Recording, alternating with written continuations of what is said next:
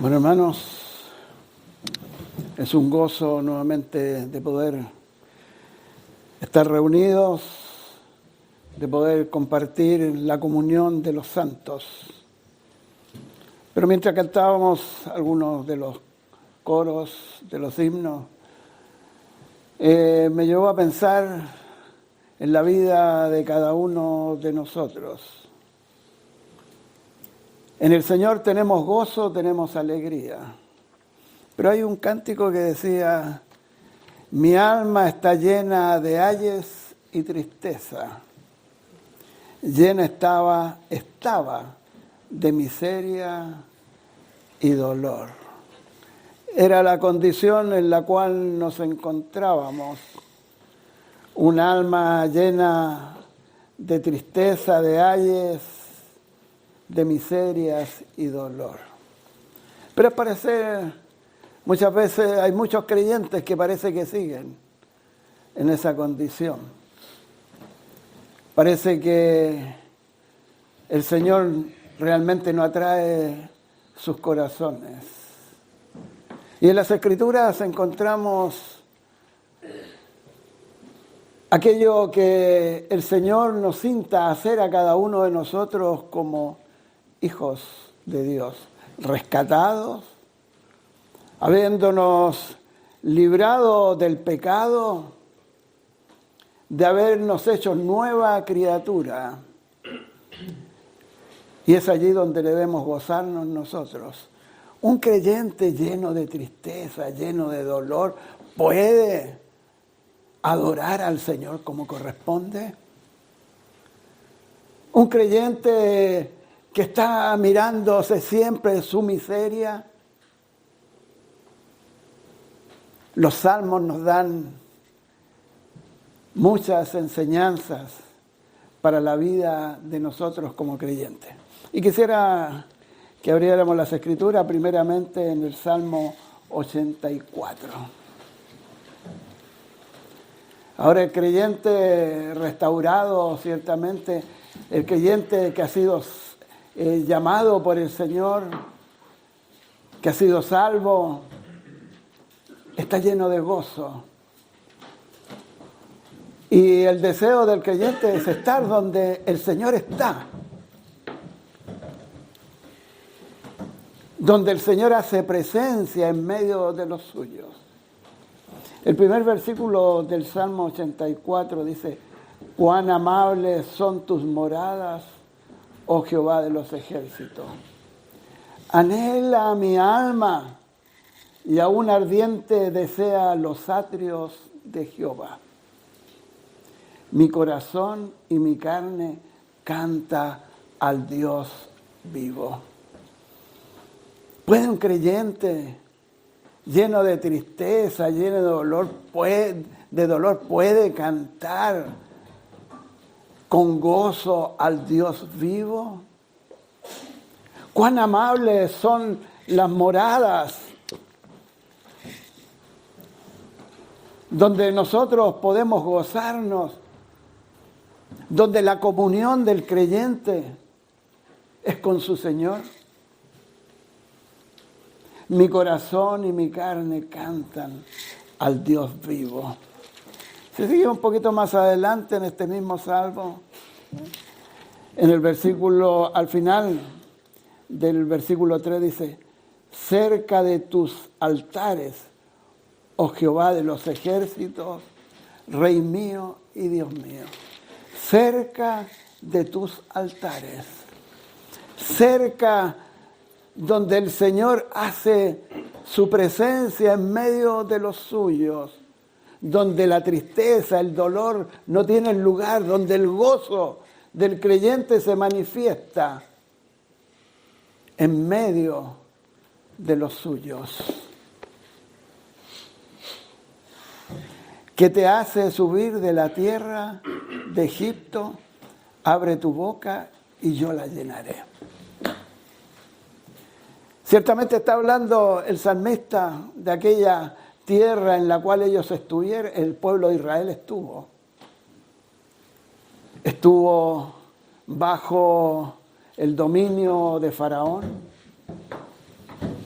Ciertamente había tristeza, había dolor en aquel lugar, pero el Señor los rescató con brazo firme.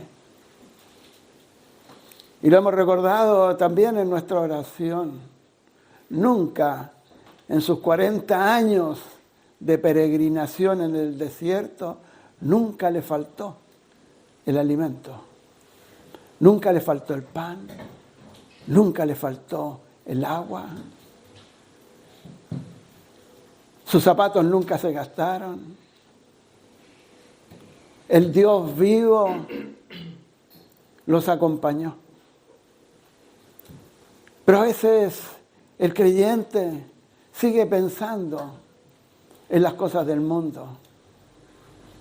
Parece muchas veces que los creyentes viven una vida tan triste que su alma no se llena de la persona misma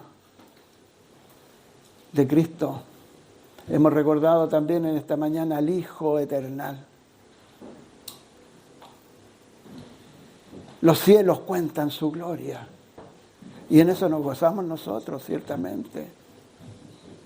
Con júbilo, con adoración, con alabanza, porque el Señor, habiendo dejado la gloria, vino a este mundo para rescatarnos, para llevarnos y hacernos gozar de todas las bendiciones espirituales. ¿De qué vivimos nosotros? ¿Pensamos solamente que tenemos bendiciones materiales? Las bendiciones del creyente son espirituales. Y cuando estamos cerca del Señor, Él pone en nuestra boca alabanza y adoración. Y dice que Él la llenará. ¿De qué llenará nuestra boca? De alabanza, de adoración. Pero a veces nuestro ser está lleno de las tristezas que brotan de nuestra boca, de nuestras necesidades y de nuestra boca que debe brotar la adoración y la alabanza de un pueblo que ha sido rescatado.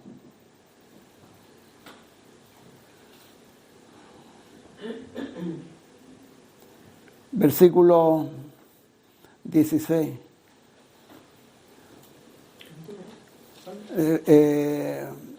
Perdón.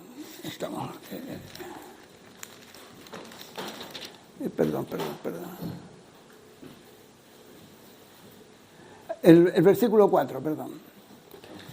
Dice, bienaventurados los que habitan en tu casa,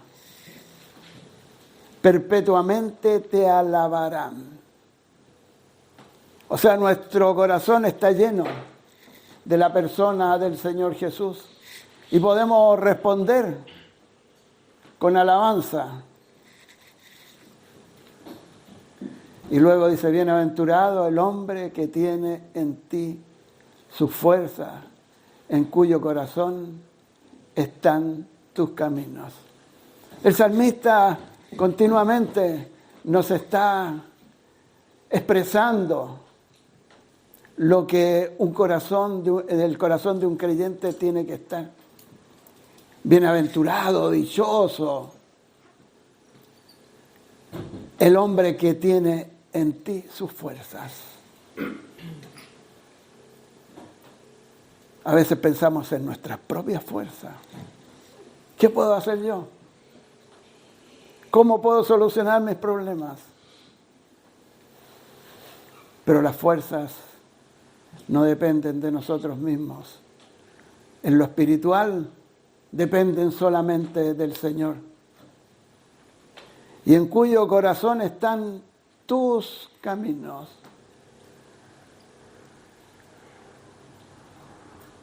Y luego viene el valle.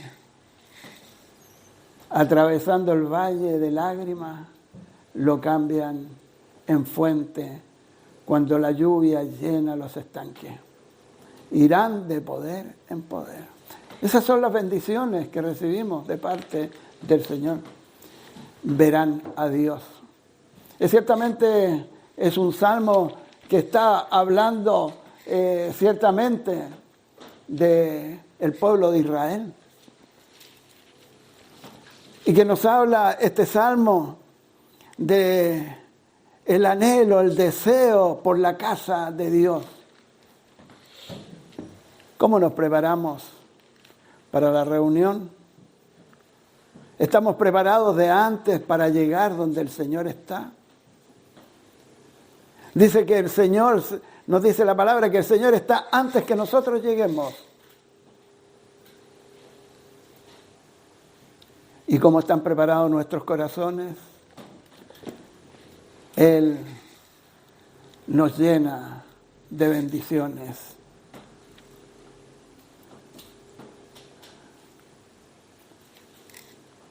Versículo 10. Porque mejor es un día en tus atrios que 1000 fuera de ellos. Escogería antes estar a la puerta de la casa de mi Dios que habitar en las moradas de maldad. Este es un versículo que deberíamos tener cada uno de nosotros en nuestro corazón. Mejor un día en tus atrios. El atrio era el lugar que circundaba todo el tabernáculo. En el interior, ¿qué es lo que estaba? El lugar santo. Estaba el altar del sacrificio. Y aún nuestro deseo es estar más allá. No solamente alrededor del atrio, sino estar y entrar, porque el Señor nos dio entrada hasta allí, hasta el lugar santo. El Señor ya lo ganó. Por lo cual nuestros corazones tienen que estar llenos de las bendiciones que provienen de Él. Versículo 12, la segunda línea dice, dichoso el hombre que en ti confía. El salmista aquí nos deja, dichoso el hombre que en ti confía. Confiamos ciertamente en el Señor. Días atrás, en una de las predicaciones, se nos hablaba de un misionero que no tenía absolutamente nada, pero confiaba en el Señor. Confiaba en el Señor. Y el Señor proveyó para todas sus necesidades. El primer salmo, Salmo 1.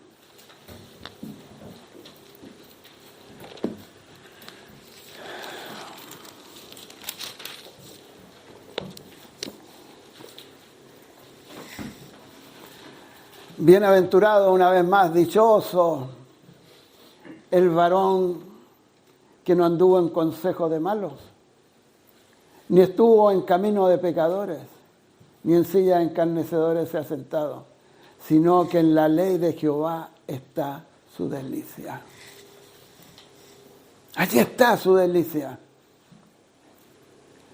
Y en su ley medita de día y de noche. ¿Cuánto meditamos en las Escrituras? Abrimos solamente la palabra cuando llegamos a reunión. Meditamos en la palabra. Porque la palabra es el alimento que tenemos nosotros. Es lo que nos ayuda día a día. ¿O nos quedamos solamente con lo que nos dicen? El alimento del creyente está en la palabra. En su ley medito de día y de noche. Y aquel que medita de día y de noche, dice, será como árbol plantado junto a corrientes de agua.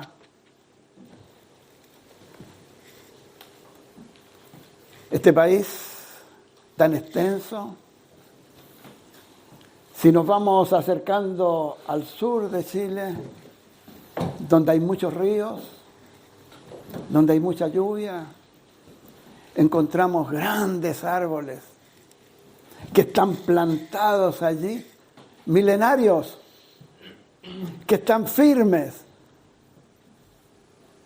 que manifiestan esa vida porque aquella agua les alimenta, les da fuerza. Y la palabra para nosotros es como el agua que alimenta el corazón.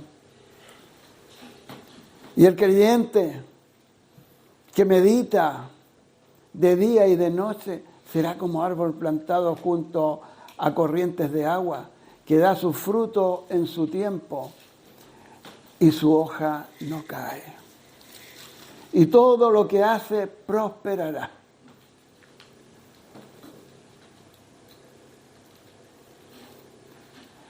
No así los malos, que son como el tamo que arrebata el viento. El creyente siempre va a alimentarse. El creyente siempre tendrá los recursos necesarios cuando acudimos a la palabra, cuando acudimos al Señor, siempre Él tendrá la respuesta para nuestra vida. A veces nos cargan las preocupaciones. Es como el cántico, esa estrofa, que era una parte del cántico. Era nuestra condición de tristeza, de dolor. Pero el Señor, cuando estamos plantados junto a aguas de reposo, allí se fortifica nuestra alma. Así es el siervo. A veces se piensa que el siervo es solamente el hermano que está sobre todos los demás.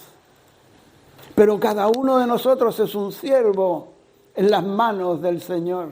Y tiene que estar plantado sobre aquella agua que corre, que es la palabra del Señor. Será como árbol plantado junto a corrientes de agua, que da su fruto en su tiempo y su hoja no caerá. Aquí encontramos entonces los recursos para el creyente. Pero hay otro salmo que nos da también muchos recursos. El pastor conduciéndonos. Salmo 23.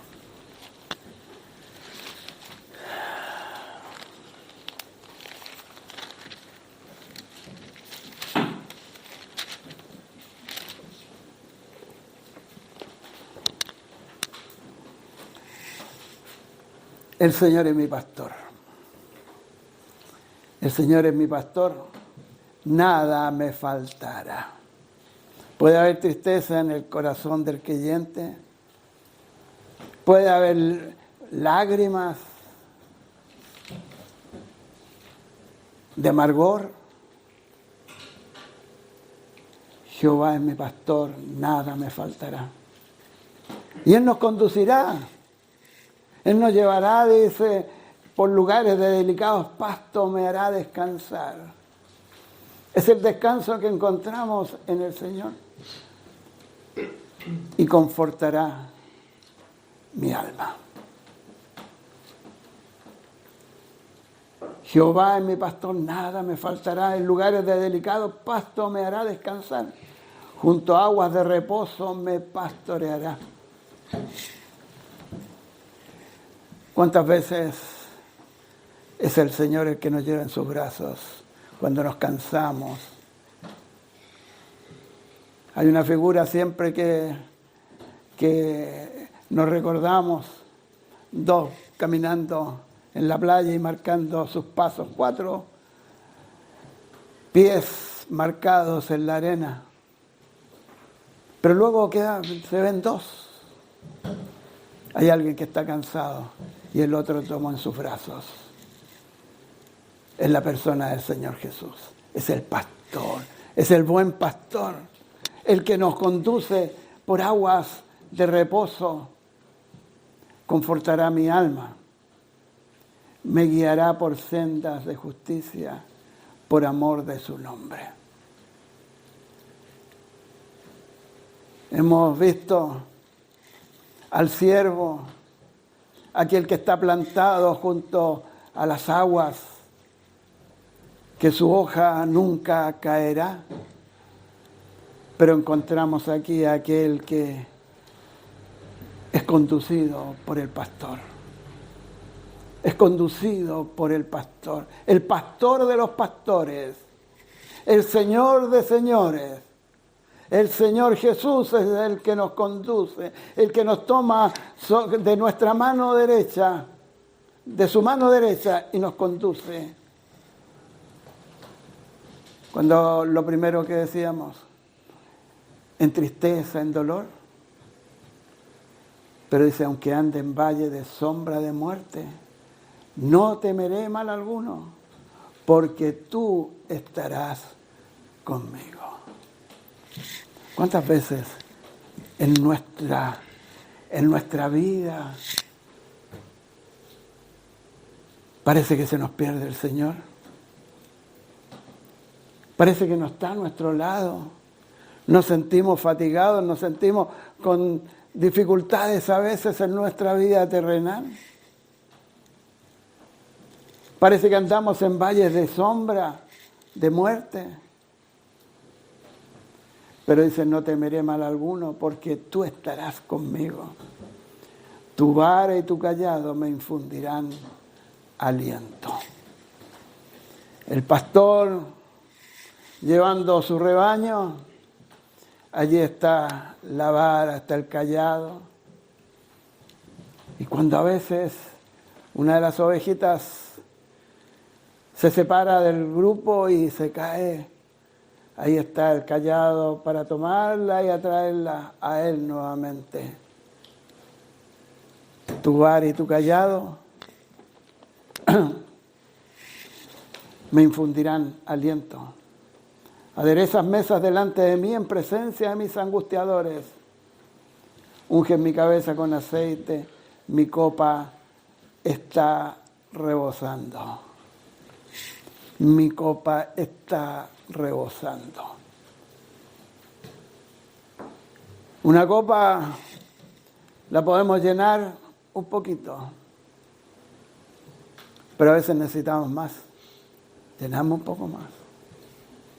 Pero qué bendición cuando aquella copa está llena, está rebosando.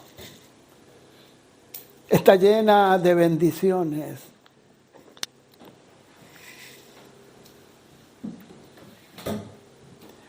Versículo 6 dice, ciertamente el bien y la misericordia me seguirán todos los días de mi vida. Y en la casa de Jehová nuevamente, aquí encontramos una vez más, y en la casa de Jehová moraré por largos días. Tenemos entonces a aquel que está en valles de lágrimas, que necesita ser confortado, aquel que necesita recibir ciertamente las bendiciones de lo alto, y el Señor está dispuesto para confortar nuestra alma. Cuán amables, decíamos al principio, son tus moradas, oh Señor. Cuán confortables. Y ahora en la casa de Jehová moraré por largos días. Porque son confortables las moradas junto al Señor. Y del deseo del creyente, anhelar ardientemente el deseo de los atrios. No solamente los atrios, sino mucho más allá. En una comunión perfecta con el Señor. Sería hipócrita de alguien que quiera hablar del Señor si está tan lejos de las bendiciones de la casa paternal. Hay muchos que hablan de Dios, pero no le conocen. Hay muchos que hablan de un Jesús que no conocen, Pero cuando conocemos al buen pastor, cuando conocemos a aquel que nos lleva por aguas de reposo, por sendas de reposo, nos da fuerza, nos conduce, nos guarda y no se aparta de nosotros. Somos nosotros los que muchas veces nos apartamos. Cuán amables son tus moradas, oh Señor. Mi corazón y mi carne cantan al Dios vivo. Es una comunión íntima, perfecta con el Señor. Que no sea nuestra condición como parte de este cántico que elevamos, es una parte nomás del cántico. ¿Dónde lo tenía?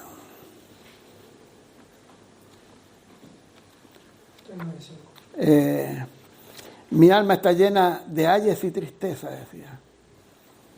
Llena estaba de miseria y dolor. Pero no queda ahí nomás el cántico. Porque dice, con ternura Cristo me tendió la mano y me guió por el sendero del amor. Y encontramos en las Escrituras, en estos salmos, parte de lo que nuestro cántico decía. Con ternura Cristo me tendió la mano y me guió por el sendero del amor. No se queda solamente el cántico en los ayes, en las tristezas, en la miseria, en el dolor, sino que en el amor del Señor. Nadie pudo amarme como Cristo, e incomparable su amistad. Solo Él pudo redimirme del pecado por su amor y su bondad. Que estos salmos también alimenten el corazón de cada uno de nosotros.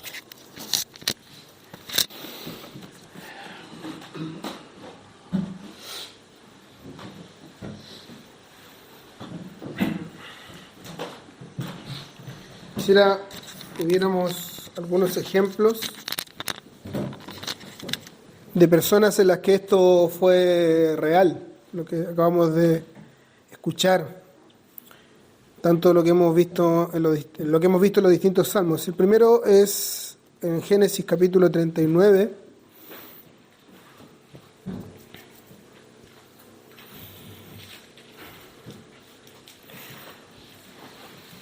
La última de las generaciones mencionadas en el libro de Génesis es la generación de Jacob, la historia de José. Abarca una gran parte del libro de Génesis, desde el capítulo 37 hasta el final del libro. Creo que la mayoría de nosotros está bien familiarizado con José y su historia. Al mismo tiempo, si no lo estamos, es bueno que podamos adentrarnos más, porque José debe ser el tipo más precioso en todas las escrituras de la persona del Señor Jesús. Un estudio profundo de la vida de José va a acrecentar nuestra comprensión acerca del Señor Jesús, su obra y sus perfecciones. Sabemos que José era uno de los hijos menores de Jacob, el primogénito de Raquel, y que era aquel a quien amaba su padre Jacob más. Le había dado una túnica de muchos colores, pero no simplemente por su carácter, no simplemente porque Jacob tuviera un favorito o no, sino porque era un hijo conforme a su corazón. Era obediente a los mandatos de su padre, era puro en sus caminos, y le anunciaba a sus padres, le decía a su padre las cosas malas que hacían sus hermanos, que eran administradores de los rebaños. Esto levantó la envidia de sus hermanos, junto con que José había tenido 2 sueños en los cuales él ocupaba un lugar de liderazgo sobre sus hermanos y su padre.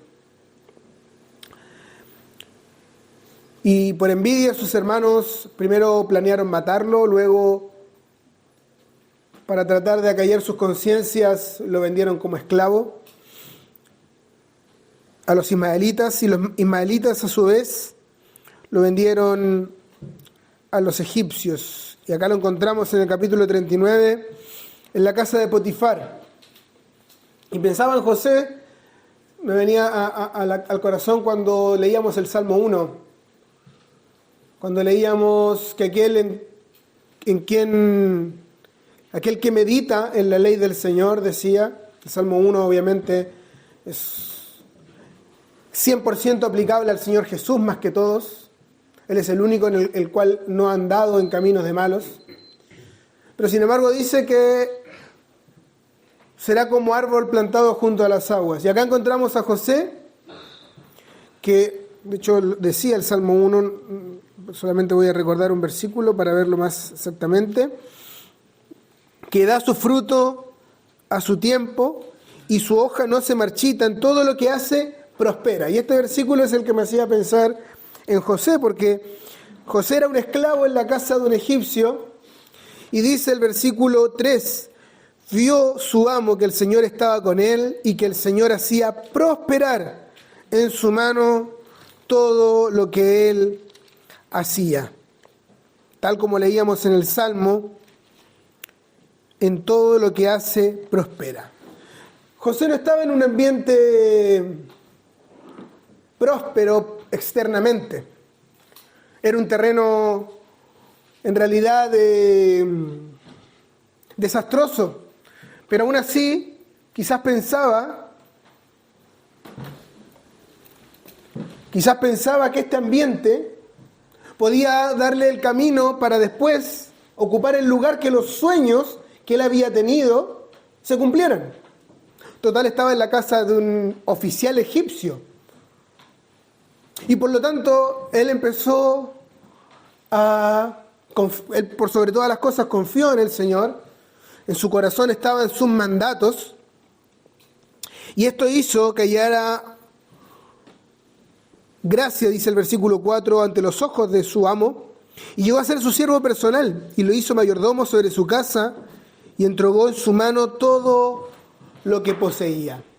Era un buen administrador de lo que Dios le había confiado, ¿cierto? Dice, entregó en su mano todo lo que poseía. Y nosotros también, todos los creyentes, todos los hijos de Dios, somos administradores, somos mayordomos de lo que Dios nos ha confiado. Ya sean nuestros talentos, ya sea la gracia que se nos ha confiado, ya sean nuestros bienes materiales, ya sean nuestras familias. Todo lo que poseemos en realidad no es nuestro, sino que es del Señor y nosotros lo administramos. José no estaba en su tierra, estaba en Egipto. Egipto es una figura del mundo. Estaba en un ambiente hostil, pero sin embargo confió en el Señor. Fue como un árbol plantado junto a las aguas, y todo lo que él hacía, Dios lo prosperaba en su mano. Pero alguien podría pensar, bueno, pero José estaba haciendo lo bueno porque él estaba buscando la recompensa que está detrás.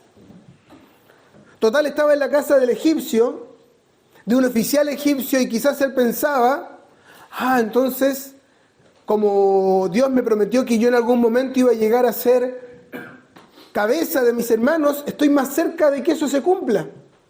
Qué bueno, los planes de Dios, mis hermanos me vendieron, y como él dice al final de su vida, lo que ustedes pensaron para mal, Dios lo está tornando para bien.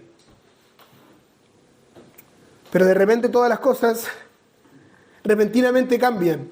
Las circunstancias de este mundo, en la palabra de Dios, en los salmos y en muchas partes, nos son presentadas como aguas turbulentas que se mueven de un lado a otro y que nuestra embarcación siempre corre el riesgo de hundirse.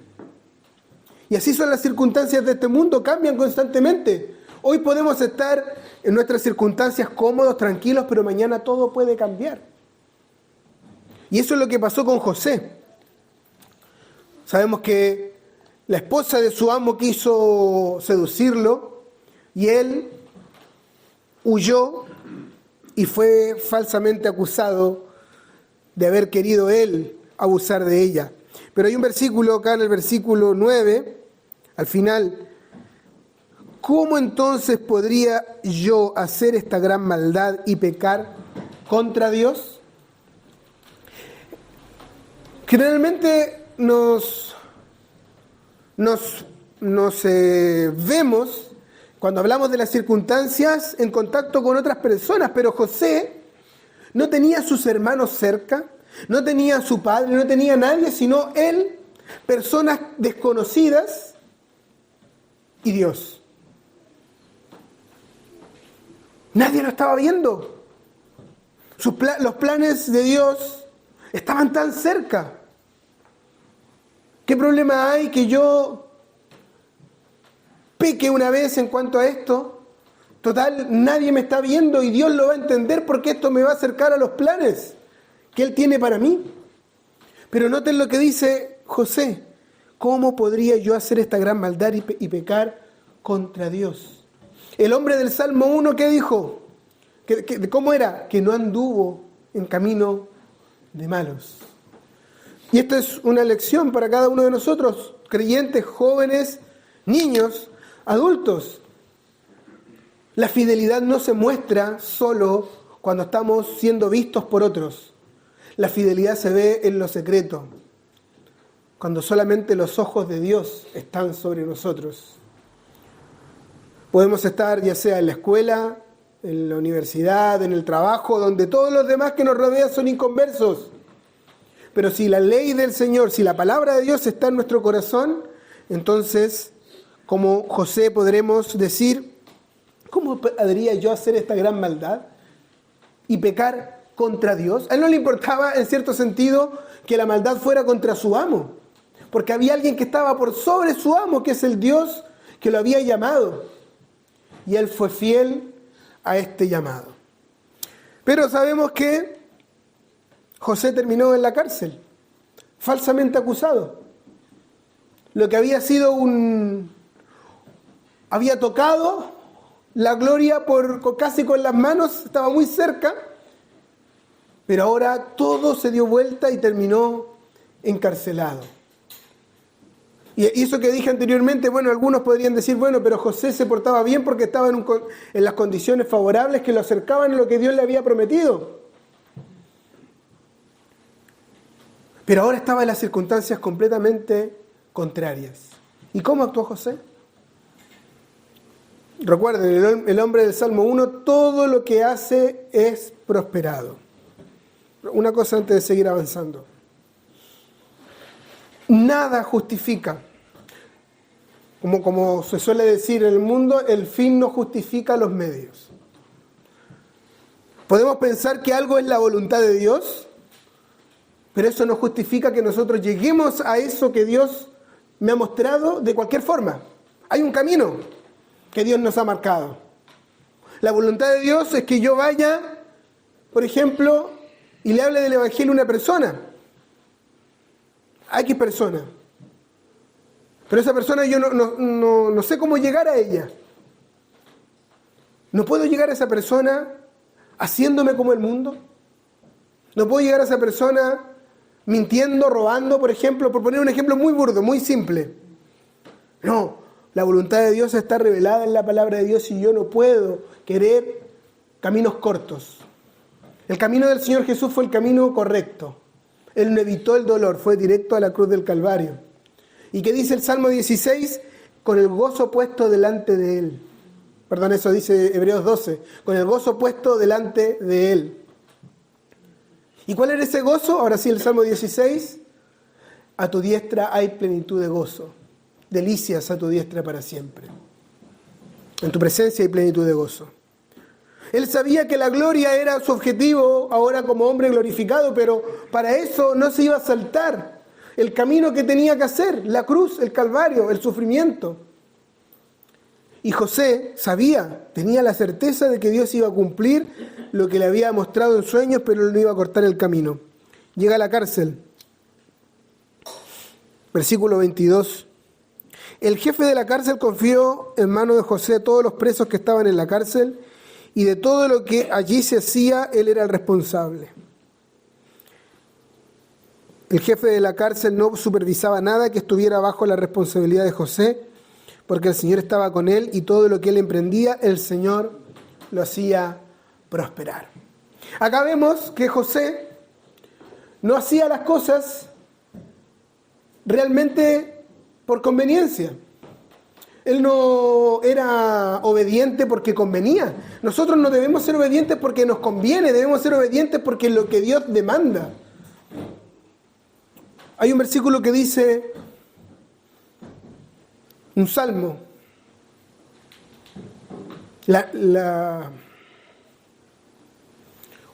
durante la noche puede durar el lloro, pero a la mañana vendrá la alegría. Estoy tratando de recordar cuál es la cita. Pero nuestra vida es como esa noche, que va a estar marcada de los sufrimientos y la tristeza, porque espinas y cardos te producirá al hombre espiritual. Pero a la mañana, cuando el Señor Jesús venga, ahí vendrá la alegría, ahí vendrán las recompensas de haber sido fiel aquí. Y José entendía esto, que adelante tenía algo que Dios le había prometido y que Dios iba a hacer cargo de cómo lo iba a hacer.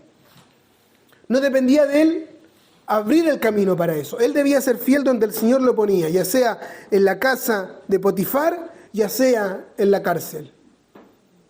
Y la obediencia hacía que todo lo que José hacía, lo hacía prosperar. Hay abundancia y fruto, hay un buen testimonio para Dios donde él estaba. Sabemos también, solo para hacer la historia más corta, que llegan dos personas a la cárcel donde estaba José, un copero y un panadero del rey, y tienen dos sueños, y José le interpreta los sueños a ellos dos. El copero iba a ser restituido en 3 días como siervo del rey, pero el panadero iba a ser colgado a los 3 días, iba a morir. Y José le pide al copero, solamente te pido que cuando seas restituido como el copero del rey, te acuerdes de mí. José se estaba aferrando todavía a la promesa que Dios le había hecho, pero no era el camino que Dios tenía para él. Porque sabemos que cuando el copero fue restituido, el copero se olvidó de José. Lo leemos. Capítulo 40, versículo 23. Pero el jefe de los coperos no se acordó de José, sino que se olvidó de él. Y aconteció que después de 2 años, es interesante cómo en la vida de José todo es 2, por el número 2. Tuvo 2 sueños al principio, los sueños de Faraón fueron 2. 2 años estuvo en la cárcel, un copero y un panadero. En la casa de Potifar y en la cárcel lo hizo prosperar Dios. Y hay algo interesante que dice José cuando revela el sueño de Faraón, capítulo 41. El copero se acordó, el Faraón tuvo 2 sueños, el copero se acordó de José y dice,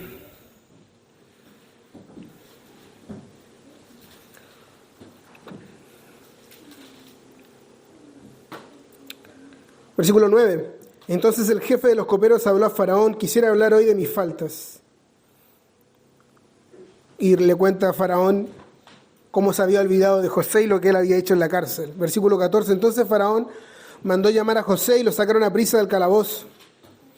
Después de afeitarse y cambiarse sus vestidos, vino a Faraón. Y Faraón dijo a José, he tenido un sueño y no hay quien lo interprete. Pero he oído decir de ti que hoy es un sueño y lo puedes interpretar. No está en mí, respondió José a Faraón. Dios dará a Faraón una respuesta favorable. No importa las circunstancias, no importa que estuviese a punto de ver el sueño cumplido, José se estaba acercando nuevamente después de haber sido olvidado por 2 años. Él dice, no está en mí, está en Dios. Él todavía se mantiene como ese árbol junto a las aguas. Para él, Jehová era su pastor, como leímos en el Salmo 23. Él prefería estar en los atrios del Señor que 1000 fuera de los atrios. Un día. Esta era la experiencia de José. Lo que hemos visto en nuestros salmos era la experiencia de este hombre y nada se lo atribuía a sí mismo, sino todo se lo atribuía a Dios. Cuán importante es que tengamos también esta actitud nosotros. Tuve un conocido que nos ha hecho algunas veces cosas muy sencillas en la casa y es un hermano en la fe. Me llama la atención porque cada vez que va a clavar un clavo, antes de pegar dice, en tu nombre, Señor, tú, y lo clava. En tu nombre, Señor, tú, y lo clava. Y esto es precioso porque Corintios dice, todo lo que hagan, háganlo para la gloria de Dios. Y José, ya fuese en la casa de Potifar, ya fuese en la cárcel, todo lo que él hacía era para la gloria de Dios. Y alguien podría decir, ¿y dónde está el resultado? En la cárcel por 2 años. Ahora nuevamente delante de Faraón. Y aunque estuviera delante de Faraón, él no se atribuye nada a sí mismo. Y esa debe ser nuestra actitud.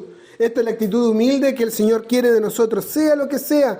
No solamente nuestras santas responsabilidades como ministros del Evangelio, ministros de la reconciliación, como quienes debemos dar testimonio del Señor Jesús, sino también nuestras responsabilidades terrenales. Todo debe ser hecho para la gloria de Dios. Faraón le cuenta el sueño, y lo que siempre me llama la atención de José es el versículo 25. Más adelante. Versículo 32.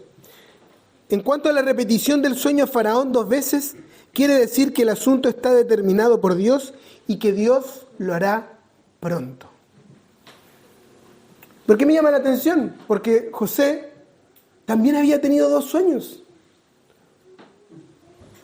Había soñado que los manojos de sus hermanos se postraban delante del suyo y que el sol, la luna y 11 estrellas se postraban delante de él. Eran 2 sueños. Él tenía la certeza de que esto iba a suceder pronto también. ¿Pero qué había pasado? Había terminado en un calabozo, luego había estado en la casa como esclavo de un egipcio, y luego estuvo 2 años en la cárcel. Y sin embargo todavía tiene la claridad de decir que sean 2 sueños significa que va a suceder pronto. La prontitud entonces no tiene que ver con el tiempo, al menos para José y al menos para la palabra. La prontitud tiene que ver con que Dios está dispuesto a hacer lo que Él ha prometido hacer. José sí lo entiende. Y él no duda de Dios, él no duda y dice, no le dijo, mira, son 2 sueños.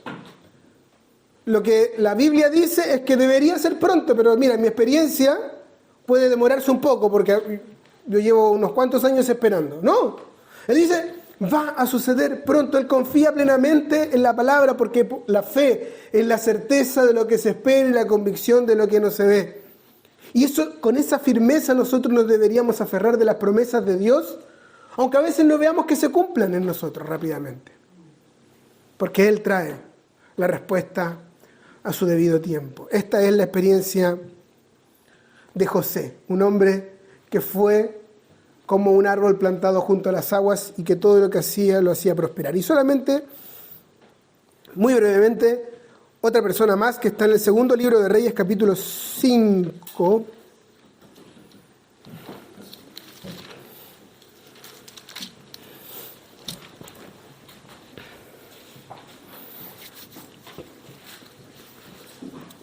Segundo de Reyes 5.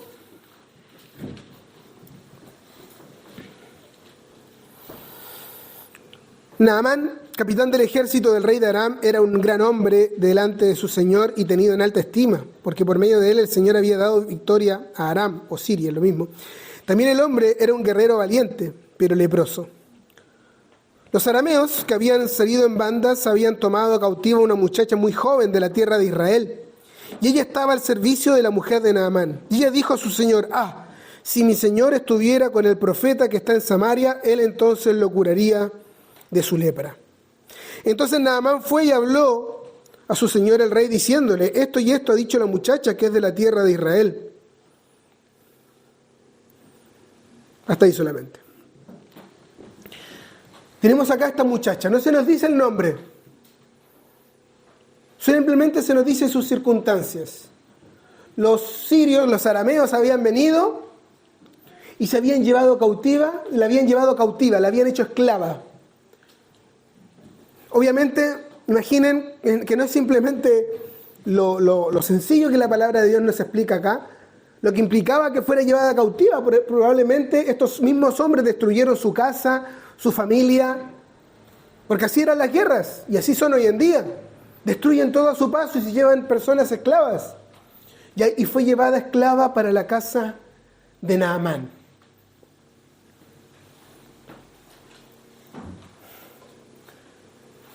Algo terrible como la destrucción y la guerra trajo una muchacha a la casa de un hombre leproso. La muchacha podría no entender, ¿qué quiere Dios conmigo? ¿Por qué esto tan terrible que me está pasando? Pero ella no pensó en sí misma ni en sus circunstancias. Ella buscó glorificar a Dios en el lugar donde Dios la estaba poniendo. Si no hubiese sido por la guerra, si no hubiese sido por la destrucción de su casa y la separación de su familia, Naamán nunca hubiese escuchado el mensaje que le iba a traer salvación. Dios actúa de maneras misteriosas, dice un himno. Él cabalga sobre nubes, vientos y la tempestad.